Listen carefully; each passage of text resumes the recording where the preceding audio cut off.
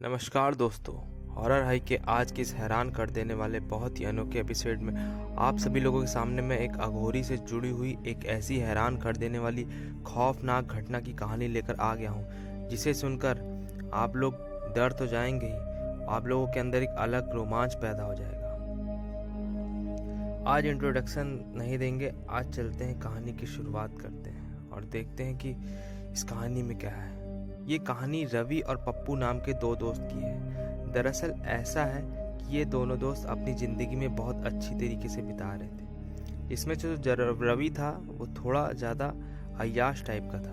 बचपन से ही ज़्यादा मस्ती खेल कूद और इस समय में उसका मन ज़्यादा लगता था। बड़े ही होते उसको कोई कमाई धमाई से सबसे कोई मतलब नहीं था। वो हमेशा घर से बाहर रहता था और रात रात भर घर में आता था। कभी कभी 1 बजे 2 बजे इस टाइम आता था और गांव के हिसाब से ये सारी चीज़ें थोड़ा ओवर हो जाती हैं। गांव में लोग 10-11 बजे तक बहुत गहरी नींद में सो जाते हैं और मैं तो लोगों को बता रहा हूँ आज से लगभग 20 साल पहले की कहानी। ये कहानी 2003 में उत्तर प्रदेश के छोटे से गांव में ये दोनों दोस्त तहलका मचा के रखे हुए थे।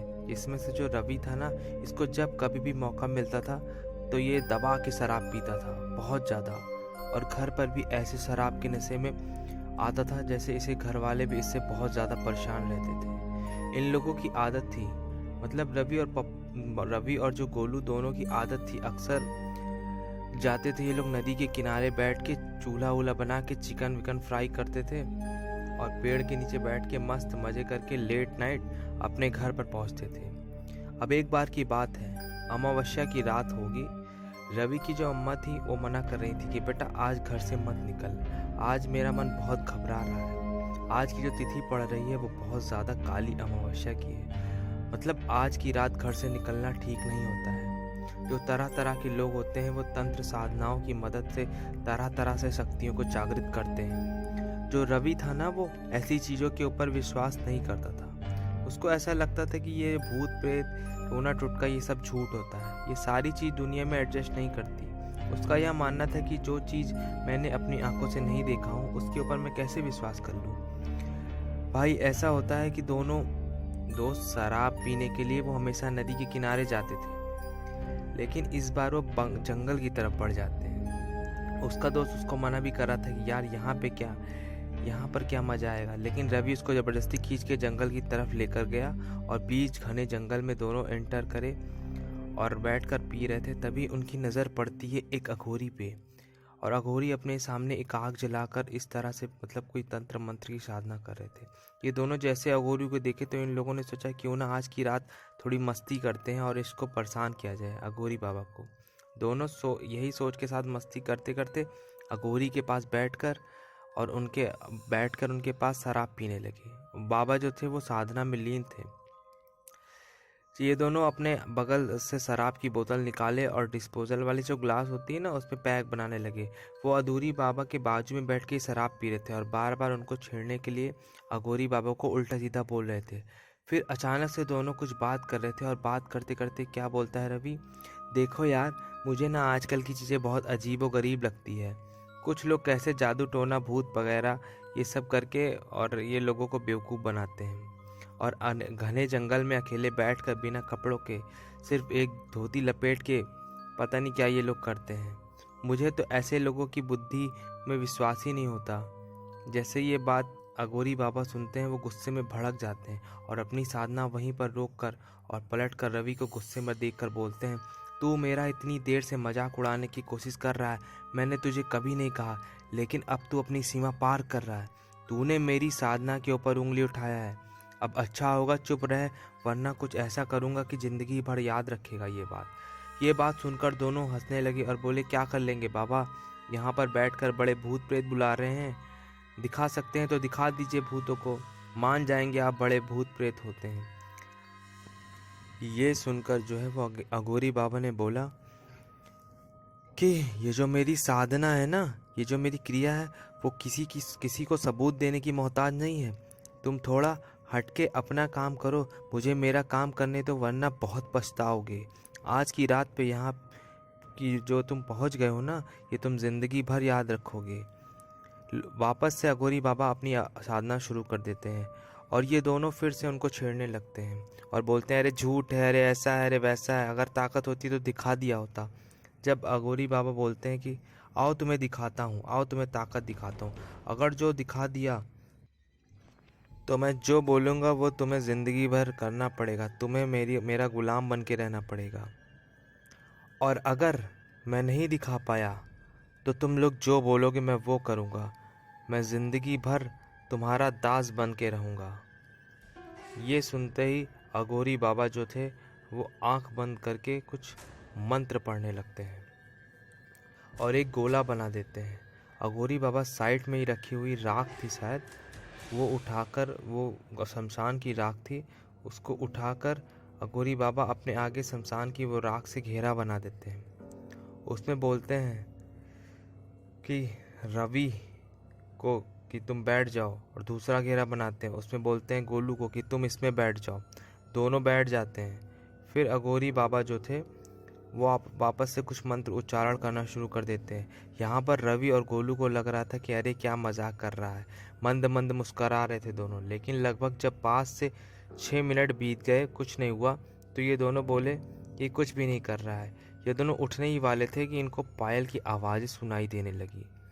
जंगल में ये पायल की आवाज़ गूंज रही थी और ये लोग हैरान हो गए थे कि इस तरह की चीज़ इन लोगों ने तो केवल फिल्मों में ही सुना है, असली में आज ये ऐसे कैसे हो रहा है। फिर वो आवाज़ नज़दीक आई, समझ में आया, और फिर पीछे से एक औरत निकली। उस औरत की उम्र करीब 27-28 साल की होगी, यही लग रही थी। अब पता नहीं रियल में क्या रही होगी, लेकिन ये औरत बहुत ज़्यादा खूबसूरत थी। लंबे बाल, घने और नीली नीली आंखें और चमकता हुआ सोने सा शरीर। और यह लड़की उनके सामने घुंघरू पहनकर नाच रही थी। ये देखकर ये बिल्कुल हैरान हो गए कि रात में ऐसे कपड़े कौन पहनता है और हमारे गांव में ऐसा नाचने वाला कौन आ गया है। खैर, यह लोग बैठे हुए थे। बाबा अभी भी लगातार मंत्र का उच्चारण कर रहे थे। अब बाबा ने धीरे धीरे हिलना शुरू कर दिया। अब इन लोगों को समझ में नहीं आ रहा था कि चल क्या रहा है। बाबा यहाँ पर कोई तमाशा कर रहे हैं क्या। इतने में एक और पायल की आवाज़ सुनाई दी और एक अजीबो गरीब आवाज़ से कोई निकाल रहा था, जैसे कि मतलब कोई एकदम बिल्ली बिल्ली टाइप की आवाज़ निकल रही थी। अब ये लोग को अंदर से घबराहट होने लगी और एक और औरत आई इनके पास। इस बार जो गोलू बैठा था ना, उसकी तरफ नाचने लगी। अब ये दोनों इन दोनों औरतों की हरकतें देखकर थोड़ा सा घबराने लगे। बाबा अभी भी अपना मंत्र उच्चारण ख़त्म नहीं किए थे और ज़ोर ज़ोर से हिलने लगे थे। अब थोड़ा और लाउड मंत्र पढ़ने लगे थे। पीछे से 2 और औरतें आई और इस तरफ से भी 2 औरतें आईं और ये सब औरतें इन लोगों को घेरा बनाकर घेर ली। अब ये दोनों घबरा गए और एक दूसरे को इशारा किया कि चल अब यहाँ से चल लेते हैं, यही बेहतर है। दोनों अंदर से तो काफ़ी ज़्यादा डर गए, लेकिन एक दूसरे को दिखाना नहीं चाह रहे थे कि उनके पीछे ये लोग डर चुके हैं। ये लोग तेज तेज भागना शुरू कर दिए, लेकिन वो औरतें भी इनके पीछे पीछे आ रही थी। अब इन लोगों को समझ में नहीं आ रहा था कि रास्ता कहाँ है। डर की वजह से इन लोगों को कुछ समझ में नहीं आया कि हम किस तरफ जा रहे हैं। ये लोग पागल जैसे हो गए और ये लोग बहुत देर हुआ, फिर थक गए। फिर पीछे पलट कर देखते हैं कि वो औरतें दिखाई नहीं दे रही थी। ये लोग सोचते हैं चलो अच्छा है पीछा छूटा, अब यहाँ पर कहाँ पहुँच गए समझ में नहीं आ रहा है। रात का वक्त हो चुका, लगभग रात के 2 बज चुके थे। अब ये लोग सोच रहे थे कि सुबह हो ही जाएगी, यहाँ से निकल जाएंगे। अब जो थोड़ी शराब बची है उसको ख़त्म कर देते हैं। वहाँ पे गिलास तो छोड़ दिए थे ये लोग जहाँ बैठे थे बाबा, तो ये लोग बोतल से ही डायरेक्ट पीने लगते हैं और दोनों एक दूसरे से बात करने लगते हैं और बोलते हैं यार मुझे लगता है जो वो औरतें आई थी ना, वो सच में कोई भूत वूत होंगी। वो भूत वूत नहीं, कोई ऐसा ही होंगी जो बाबा ने हम लोगों को डरा दिया। वो औरतें बाबा अपने साथ ही रखा था। अगर वो भूत होती तो हमारे पीछे दौड़ कर आ रही होती, वो हमारे सामने ना आ गई होती। बाबा ने तो हमारा उल्लू बना दिया। आज ऐसा लगता है कि वो बाबा कोई सचमुच का अघोरी नहीं था, बल्कि कोई नौटंकी वाला था जो अपने साथ नाचने गाने वाली औरतें लेकर घूमता है और लोगों को इस तरह से बेवकूफ़ बनाता है। जो हम जैसे कि हम पूरी दुनिया को बेवकूफ़ बनाते हैं और ये बाबा हम लोगों को भूत बना रहा है। ये बुढ़ऊ अपने साथ 6 औरतें लेके साथ जाता है और हमें उल्लू बना रहा था। गोलू की बातों का असर रवि के दिमाग में नहीं हो रहा था, क्योंकि उसकी जो शराब थी वो उतर चुकी थी और अब शराब जो थी वो चढ़ाई नहीं चढ़ रही थी। अब उसे विश्वास हो गया था कि उसने अभी जो एक्सपीरियंस किया था वो नॉर्मल नहीं है, वो पैरानॉर्मल था। लेकिन गोलू नशे में बहुत ज़्यादा मस्त हो गया था। उसे कुछ समझ में नहीं आ रहा था, वो बड़बड़ बड़बड़ कर रहा था। दोनों के बीच में बहस चल रही थी कि फिर से किसी की दौड़ने की आवाज़ सुनाई दी। इन दोनों ने पीछे मुड़कर देखा तो वही 6-7 औरतें दौड़कर इनकी तरफ बढ़ रही थी। गोलू कहता है, देख ये आ रही हैं, इस बार तो मैं इन्हें सबक सिखाऊंगा। इस बार ये हमारा पीछा जैसे आएंगी मैं इनको अच्छे से सबक सिखाऊंगा। रवि मना करता है कि नहीं यार, कुछ गड़बड़ है, यहाँ से निकलते हैं। वो गोलू का हाथ पकड़कर उसको खींचता है, लेकिन गोलू वहीं से हिलता नहीं है। वो इंतज़ार कर रहा था कि वो औरतें इसके नज़दीक पहुँचे और वो इन सबको सबक सिखाए।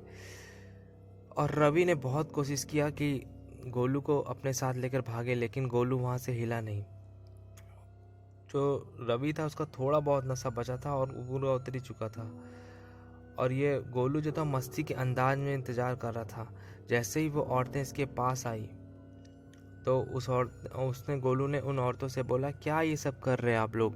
लाइफ में मज़े करो, ये सब में क्या लगे हुए हो? कितने पैसे चाहिए मुझे बताओ, मेरे साथ चलो, मैं अपने गांव ले जाकर तुम्हें खूब पैसे दूंगा, लेकिन ये सब मत करो। लेकिन इस समय रवि ने कुछ ऐसा नोटिस कर लिया था जो शायद गोलू नशे की हालत में नहीं कर पा रहा था। रवि ने नोटिस किया था कि जितनी भी औरतें हैं ना, उनकी आंखों की जो पुतलियां होती है ना, वो थी ही नहीं। मान लो मतलब वो पूरी तरह से सफ़ेद थी। यहाँ पर रवि बहुत ज़्यादा घबराने लगा था और लगातार गोलू को भगाने की कोशिश कर रहा था कि हमें यहाँ से भागना चाहिए, कुछ तो गड़बड़ है।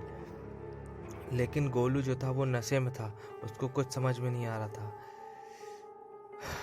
आंखें तो वो क्या ही पहचानेगा, उसको नशे में कुछ समझ में नहीं आ रहा था। रवि ने फिर से गोलू से कहा कि चल यार यहाँ से निकलते हैं, चल यहाँ से निकलते हैं। लेकिन गोलू जो था वो भागने के लिए तैयार ही नहीं हो रहा था और उसने रवि से अपना हाथ छुड़ाया और शराब की बोतल निकाली और पीने लगा। और पीते पीते शराब की बोतल सामने दिख रही एक औरत के ऊपर उसके चेहरे पर शराब फेंक दिया। अब और बोला कि अब इस औरत को समझ में आएगा कि क्या मजाक जो मेरे साथ इतनी देर से कर रही थी। इस हरकत से रवि इतना ज़्यादा घबरा गया कि डर के मारे वहीं पर बेहोश हो गया, क्योंकि अभी अभी गोलू ने उस औरत के चेहरे पर शराब फेंक दी थी, जो कि बहुत ही खराब हरकत थी। उसके दोस्त मतलब गोलू ने एक भूत के मुंह में शराब फेंका था, जो चुड़ैल थी, भूत थी, प्रेत थी, डायन थी, पिशाचनी थी, पता नहीं क्या थी, लेकिन कुछ तो अलग थी। उसके चेहरे पर इसके दोस्त ने शराब फेंका था। इतनी गंदी और बदतमीजी से किया ऐसा काम कि डर के मारे रवि वहीं पर बेहोश हो गया। अब वापस से कितना समय बीत गया पता नहीं चला। जब रवि की आंख खुली तो उसने अपने आप को उस अघोरी बाबा के सामने पड़ा हुआ पाया। अघोरी बाबा आग जलाए बैठे थे और पता नहीं कौन से मंत्रों का उच्चारण कर रहे थे। वो अपने आप को इस हालत में देखकर रवि बहुत ज़्यादा घबरा गया और जागते ही अघोरी बाबा से पूछा कि बाबा मुझे माफ़ कर दो, मुझसे बहुत बड़ी गलती हो गई। आप ही सबसे ऊपर हो और मैं सबसे नीचे, मुझे घर जाने दो बाबा, आज के बाद मैं कभी भी किसी को परेशान नहीं करूँगा। अघोरी बाबा तो अघोरी बाबा होते हैं, इनको मोह माया तो कुछ होती नहीं। उनसे किसी ने माफ़ी मांगा और वो भी बाबा भी बोल दिया, ठीक है जा बेटा, मैं तुझे माफ़ करता हूँ, लेकिन आज के बाद किसी के साथ ऐसी हरकत मत करना। अब भाग जा यहाँ से और पीछे पलट कर मत देखना, वरना तेरी मौत निश्चित है। रवि वहाँ से जाने ही वाला था कि अचानक से उसे याद आया, अरे मेरे साथ तो मेरा दोस्त गोलू भी था और मैं तो डर के मारे उसको वहीं भूल आया हूँ। उसने पलट के अघोरी बाबा से बोला, बाबा मेरे साथ जो मेरा दोस्त था वो कहाँ है, वो कहाँ गया? बाबा बोलते हैं, उसके बारे में भी तुझे पता चल जाएगा, लेकिन तू खुद को बचाना चाहता है तो यहाँ से सीधा अपने घर भाग और एक बार भी पीछे पलट कर मत देखना, और जो तू पीछे पलट कर देखा तो तेरी मृत्यु निश्चित है। ये बात जैसे ही रवि ने सुना, वो नॉन स्टॉप घर की तरफ भागना शुरू कर दिया। फिर भागते भागते वो आधे घंटे बीत चुके थे और लगभग सुबह के 5-5 बज रहे थे कि वो घर पर आकर बेहोशी की हालत में सो गया। फिर वो उठा लगभग 2-3 बजे दोपहर के टाइम और उसको अपने दोस्त के बारे में पता करने की कोशिश की उसने कि कहाँ गया वो। उसके घर में जो कोई भी था वो जाकर पूछ रहा था गोलू के घर में कि गोलू कहाँ है, गोलू कहाँ है। तो सारे दोस्त लोगों ने बोला कि अरे गोलू तो तुम्हारे साथ में ही था रात में, वो तो अभी घर पर ही नहीं आया। अब जो रवि था ना, उसकी हिम्मत नहीं थी कि वो जाकर जंगल में देख पाए कि गोलू कहाँ पर है, वहीं पर है कि कहाँ चला गया। उसकी हिम्मत नहीं हो रही थी कि लोगों से जाके उसका हाल चाल पूछे कि गोलू कहाँ है, उसके बारे में पता लगाए। एक दिन बीत गए इसी चक्कर में, 1-2 दिन बीत गए और 3-4 दिन हो गए। फिर अचानक से जो रवि का भांजा था वो दौड़ते दौड़ते आया और बोला कि रवि मामा, वहाँ गोलू मामा पड़े हुए हैं जंगल में और बहुत लोग भीड़ लगाकर उनको देख रहे हैं। इतना सुनते ही जो रवि था वो बनियाइन और अंडरवियर में ही था, वहाँ से तुरंत चप्पल पहनकर भागा और जाकर जंगल में पहुंचा तो क्या देखा कि वहाँ पर गोलू की लाश पड़ी हुई है। और गोलू की लाश को जानवर या कोई ऐसी चीजें पूरी नोच नोच के खा रखी थी। उसकी आधी लाश गायब हो चुकी थी। उसके शरीर के कई अंग जो थे वो गायब हो चुके थे। उसके ऊपर वैसे अजीब सा खून उसके चेहरे पे लगा हुआ था, सूखा सूखा टाइम से, क्योंकि 2 से 3 दिन बीत चुके थे। और सबसे ज़्यादा खतरनाक बात कि रवि की जो दोनों आंखें थी ना, वो बिल्कुल उसी तरह हो गई थी जिस तरह उन औरतों की आंखें थी, बिल्कुल सफ़ेद सफ़ेद। उस आंखों गोलू की आंखों में बिल्कुल भी पुतली नहीं बची थी। ये देखकर रवि और ज़्यादा डर गया। वो घर पर आया और सबसे सारी बात बताई उसने। उस दिन के बाद से रवि जो था वो अपने घर में ही कैद हो गया। 10 दिन वो अपने कमरे से बाहर नहीं निकला। और आज भी जैसे ही शाम होती है या 8-9 बजते हैं, रवि डर के मारे घर में चला जाता है। और उस दिन के बाद से रवि बहुत मुश्किल से ही लोगों के साथ जब रहता है तभी वो घर से बाहर निकलता है, वरना आज भी उसको वो सारी घटना अच्छे से याद है। और रवि आज भी अपने आप को उस सारी चीज़ों से अभी तक निकाल नहीं पा रहा है। इस घटना को हुए 20 साल के करीब हो रहे हैं, लेकिन रवि आज तक उस अपने दोस्त को भूल नहीं पाया और उन अघोरी बाबा की सारी बातें उसको याद है। ये कहानी मुझे रवि का जो भांजा था ना, उसने लेके भेजी है, जिसका नाम राहुल है। तो दोस्तों, ये कहानी आप लोगों को कैसी लगी मुझे बताइएगा। दोस्तों, मैं मेहनत तो करता हूँ, लेकिन आप लोगों को शायद अच्छा ना भी लगता हो, बहुत से लोगों को, और बहुत लोगों को अच्छा लगता है। मेरी आजकल तबीयत नहीं ख़राब है, इसलिए मैं थोड़ा सा अटक भी जा रहा हूँ बीच बीच में।